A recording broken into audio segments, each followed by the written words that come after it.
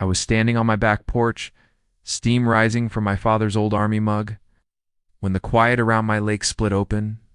3 dark SUVs crawled down my gravel road like wolves testing a fence line, and for a moment I felt that same warning tingle I used to get overseas, the kind that tells you trouble isn't coming.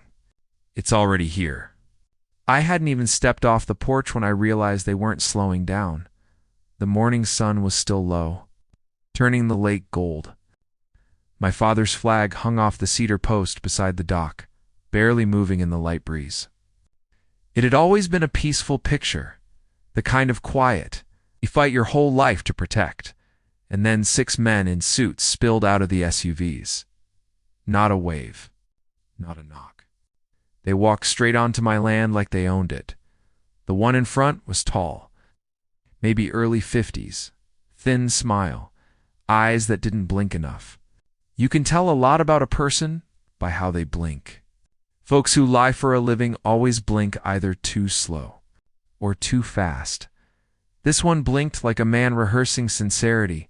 "Morning," he said, adjusting his expensive tie. "I'm Raymond Croft, president of the Lakeside Ridge HOA." Kept my voice calm. "What brings HOA men half a mile outside their jurisdiction?" He held up a folder like it gave him superpowers. "We're conducting an environmental review of this area. Mandatory access." His crew had already begun measuring my shoreline, photographing my dock, and pacing around my boat shed. My stomach tightened. They weren't here to review anything. They were here to find anything they could twist into leverage. I'd seen this tactic before in Afghanistan. Walk onto someone's land with confidence. Act like authority itself is on your side. Most folks crumble. Not here. Not on my lake. I stepped closer, boots crunching over the gravel. "Raymond, you and I both know your HOA ends way back up that hill." His smile never moved. "But the watershed touches our community. That allows inspection. That's not how the law works." Behind him, one of the men drove a metal stake into my dock support, splintering 15-year-old wood-eyed sanded with my own hands. I felt heat rise in my chest, but I held steady. Anger is useless unless you aim it. Raymond finally blinked twice. "Fast, we'll be installing a shared access dock here," he continued, pretending nothing had happened. "Community feedback demands it." I laughed under my breath. "Community. There's one house within sight of this lake," he shrugged. "My members can see the water. That alone grants interest." More of his crew walked toward my boat shed. One tested the handle like he planned to open it. This wasn't about rules. This was about power people who think land becomes theirs just because they want it. One worker lifted a camera toward my cabin windows. That did it. I stepped forward, voice low. "Everyone off my property. Now." Raymond's eyes narrowed. There it was. The real face beneath the polite mask read, wrapped in artificial authority. "You're making this difficult," he said softly, "and difficulty leads to escalation." Escalation. The word hung in the air like a threat sharpened to a point. His men didn't move. They kept working, snapping photos, marking lines, measuring distances as if preparing a construction site. I looked past them toward the lake. The water rippled under the light wind. Even the swans had moved farther out, startled by the noise. This was no inspection. This was a takeover. I called out firmly. "You don't have a court order? You don't have jurisdiction. You don't have permission." Raymond stepped closer. His breath smelled like expensive coffee and arrogance. "We have influence," he whispered. "And influence outranks paperwork." He turned, signaling to one of his men. That man walked into my boat shed. Not knocked. Not asked. My jaw clenched. That shed held my late father's fishing gear. The handmade tackle box he carved in '78. The old anchor he kept from his Navy service. Crossing that line wasn't oversight. It was violation. This wasn't just about land anymore. It was about respect. About boundaries. About the kind of men who think rules don't apply to them. The worker came out holding my gasoline container, the one I keep for generator outages. Raymond nodded approvingly. Hazardous storage violation, he declared loudly. We'll be confiscating that. My voice dropped. You're stealing. We're protecting the environment, he said smugly. Wind rippled the lake behind him. My father's flag fluttered once on the cedar post, almost like it was reminding me who I was and who I wasn't. I wasn't. A man who watched quietly while someone took what didn't belong to them, I wasn't. A man who backed down from bullies, and I sure as hell wasn't a man who let strangers walk into his father's. Shed. Raymond tapped his watch. You have 48 hours to vacate your dock and prepare for community improvements. We'll return with equipment, motioned his men toward the trucks. They loaded my gas can into their vehicle like a trophy. Before leaving, he turned back, eyes cold and satisfied. You can fight if you want, he said. But the system is on our side. Always is. They drove away, dust lifting into the sunlight. My dock was damaged. My boundaries violated. My belongings taken, and my property flagged with survey stakes like a battlefield waiting for the next attack. He thought he'd broken me, but all he did was confirm exactly what kind of war he wanted, and what kind of war one was willing to fight. I watched their dust trail fade and realized this wasn't intimidation anymore. It was invasion, and I don't lose ground on my land.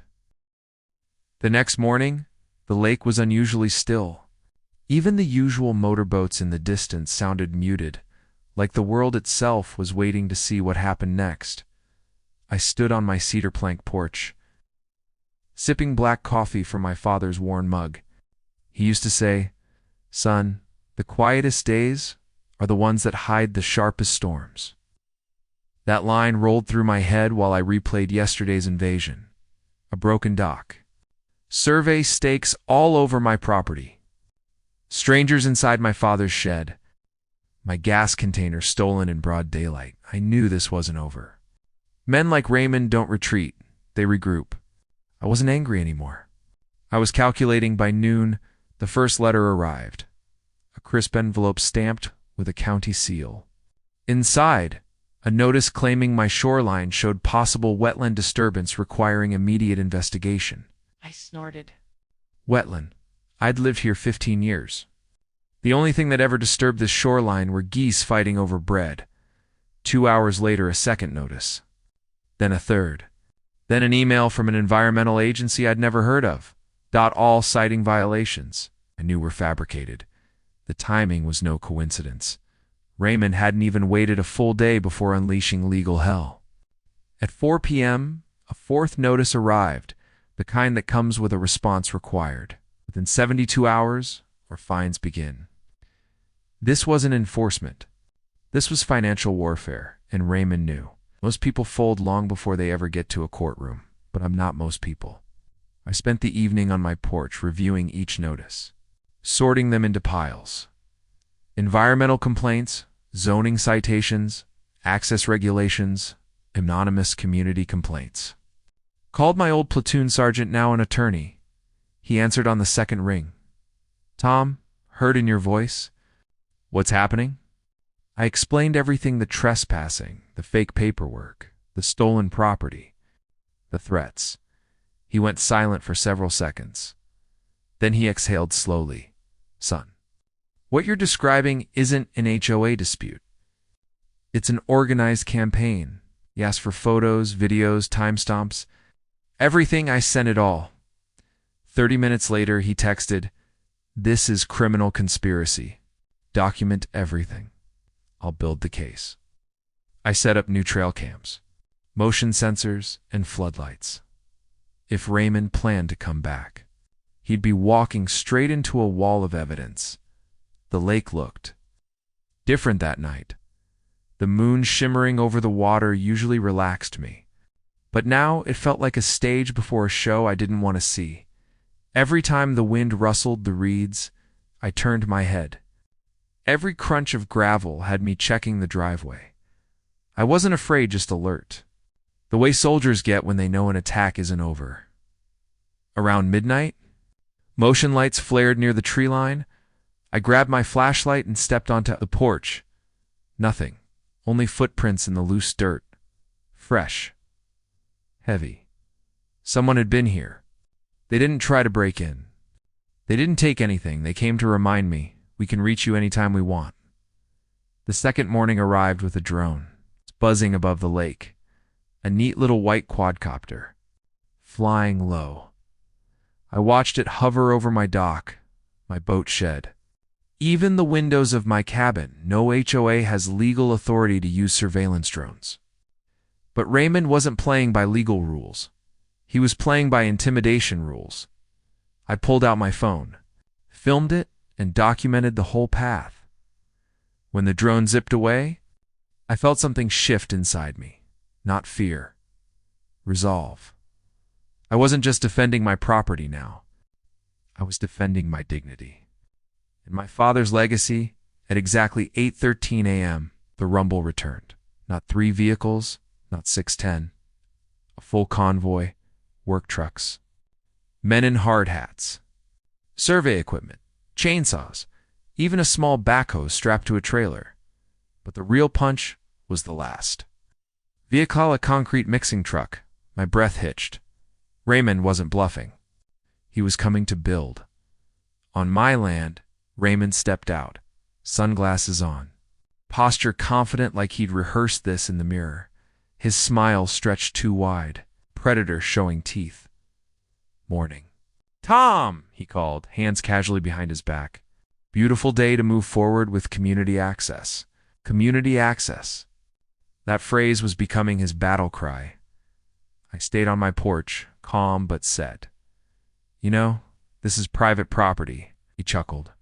"Private is a matter of interpretation." Behind him, men started unspooling tape measures and staking flags. One lifted a chainsaw toward my cedar fence. My chest tightened. That fence wasn't just lumber. My father planted those cedar posts with me when I was 19. You don't forget things like that. A worker walked toward my dock with a sledgehammer. Raymond held up another manila folder. A thicker one. "County review supports our project. EPA preliminary findings show violations. Time for corrective action." Stepped off the porch slowly, deliberately. "What violations?" He reached into the folder, pulling out pages stamped with government seals. Fake ones. The ink still smelled new. "You're leaking fuel into the water," he claimed. "Storing hazardous materials. Your dock is unsafe. Your boat shed is non-compliant." I glanced at the worker carrying my stolen gas can toward the mixing truck. "You mean that fuel container you stole yesterday?" Raymond didn't flinch. Recovered, he corrected. For evidence, his crew continued preparing the shoreline like they were breaking ground for a resort. But one thing betrayed. Raymond, he kept glancing at my porch railing. Specifically, the gun rack mounted beneath it. His eyes flicked, blinked twice. Flicked again. He was nervous. Good. I walked down toward the dock. Boots silent on the dirt. A worker lifted his hammer. "Don't," I said. He hesitated. Turned to Raymond. Raymond nodded. The worker raised the hammer higher. That was it. Not the trespassing. Not the theft. Not the threats. This moment where strangers tried to destroy something. I built with my own hands. This crossed the line. Some men fight for money. Some for power. I fight for peace. And peace only survives when someone is willing to defend it. I didn't shout. Didn't argue. I simply stepped back onto the porch, reached beneath the railing, and lifted my father's Remington 12 gauge. Not aimed at a single soul. Just held properly, safely.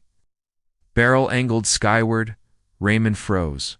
Workers froze. Even the birds paused mid-flight. Then, without warning, a single round into the air. Not a threat. A declaration. A line in the sand. Every man on that shoreline ran like the ground was on fire. The chainsaw hit the dirt. Tape measures dropped. Survey flags scattered.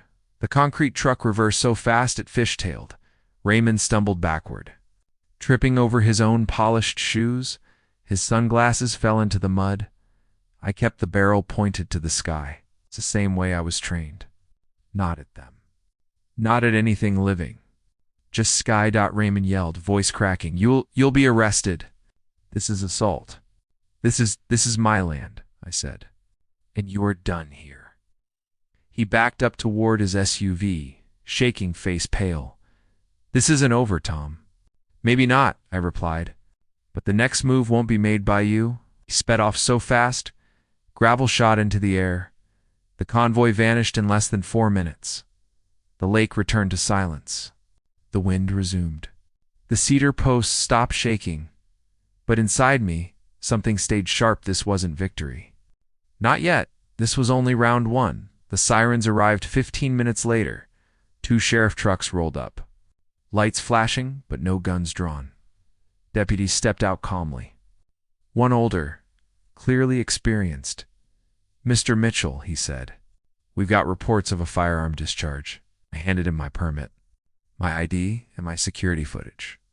He reviewed everything: trespassing, stolen property, forged documents, unauthorized equipment, break-in attempts. After 30 minutes, he closed his notebook. Looks to me like a lawful warning shot, he said.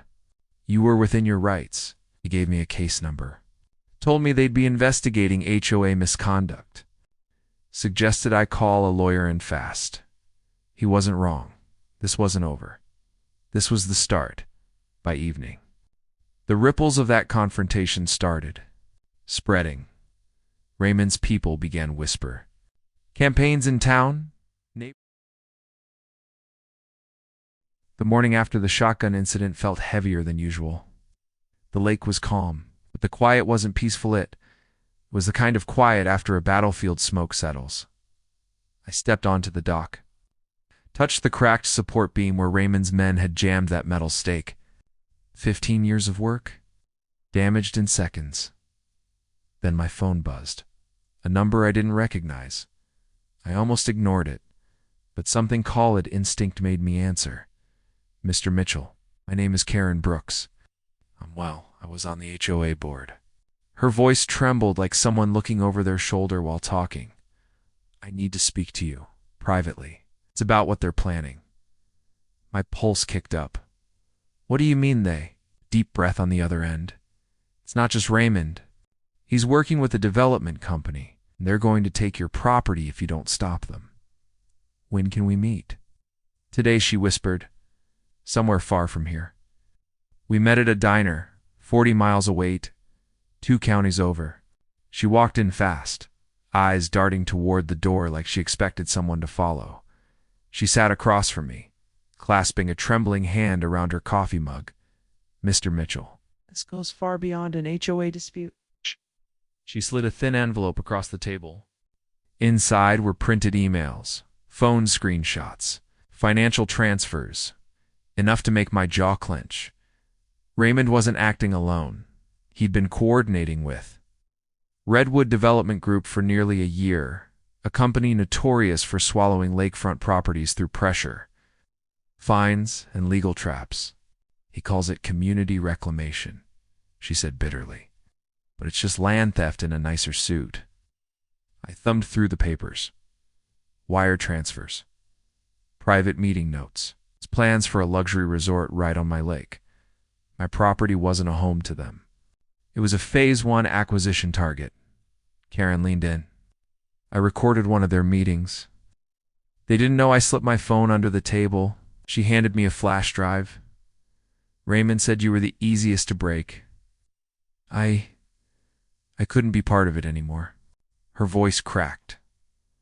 I have kids, Mr. Mitchell, and I want them to know people should stand up for what's right. For the first time in weeks, something inside me shifted.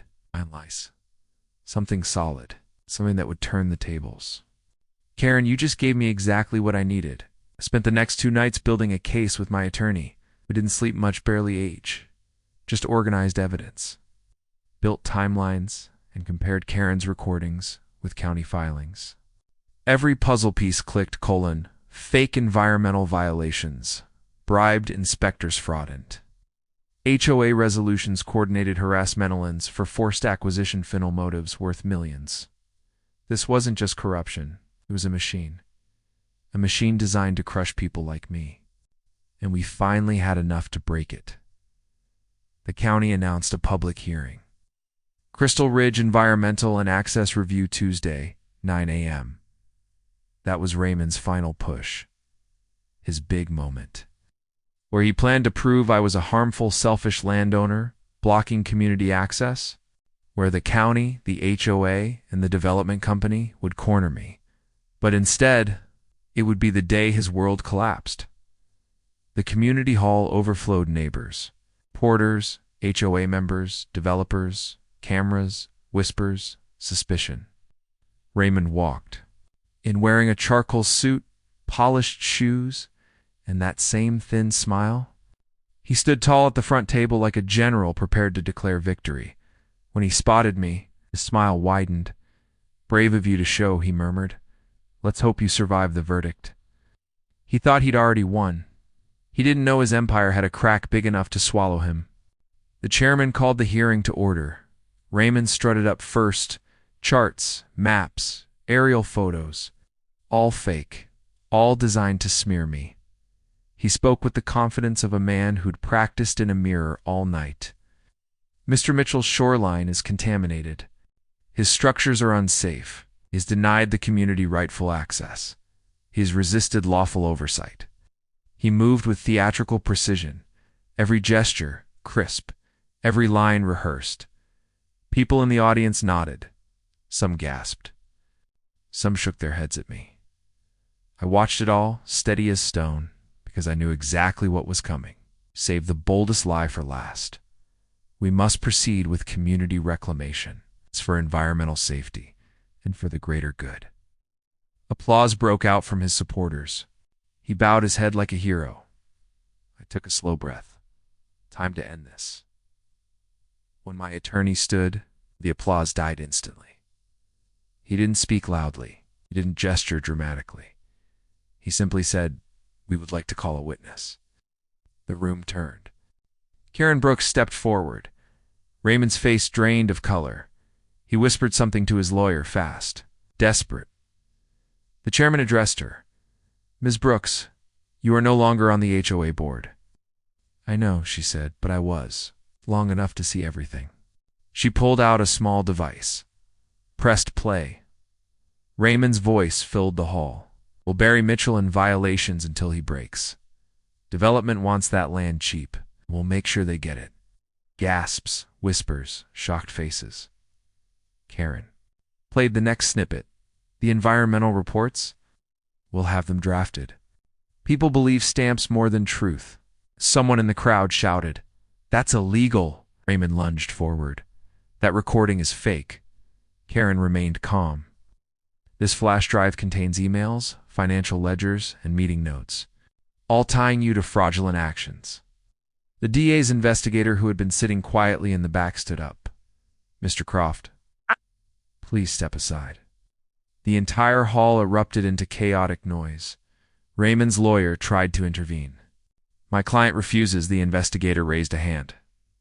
"Not a request." Raymond backed away like someone had pulled the floor out from under him. His mask had finally shattered. The chairman banged the gavel. "This hearing is suspended. Oh. Citations against Mr. Mitchell are void pending investigation." People turned toward me not with suspicion anymore, but with wide-eyed realization. My attorney gathered the papers calmly. As if he'd known this outcome from the start, Raymond tried to slip out a side door. The DA's investigator intercepted him. "Mr. Croft, you're coming with us."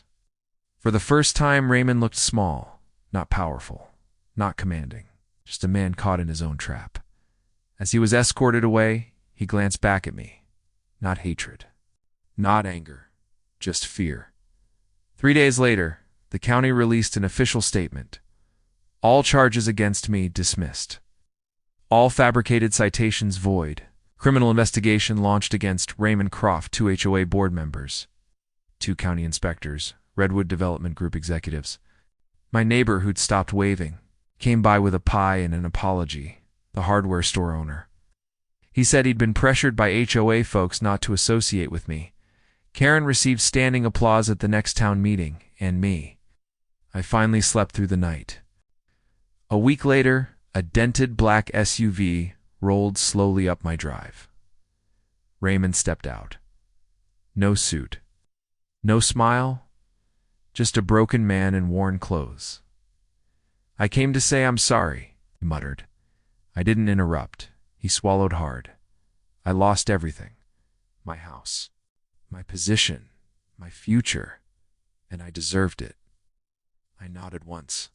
"You chose greed over decency," I said quietly. "There's always a bill for that." He blinked tears away. "I hope you can eventually forgive me." I didn't answer. He walked back to his SUV and drove off. Sometimes silence is the only honest reply. Spring arrived early that year. I rebuilt my dock stronger than before, repaired the boathouse, placed the cedar fence posts damaged by their workers, even added a wooden bench overlooking the lake. Oak boards sanded by hand, a brass plate reading, "Respect the peace." The county paid for every repair, even passed a new ordinance preventing HOAs from interfering with properties outside their boundaries ever again. I stood at the end of my dock, watching sunlight ripple over the water. The lake was mine again, not just by law, but by victory. Peace isn't the absence of struggle. It's what you earn after refusing to surrender. You don't protect land by building fences. Protect it by standing firm when someone tries to take what isn't theirs. And sometimes the strongest thing a man can do is decide where his line is and refuse to move it. If you've ever faced an HOA bully or someone tried to walk over your rights, tell your story in the comments. Someone out there needs to hear how you stood your ground. Some battles are fought with bullets, others with backbone.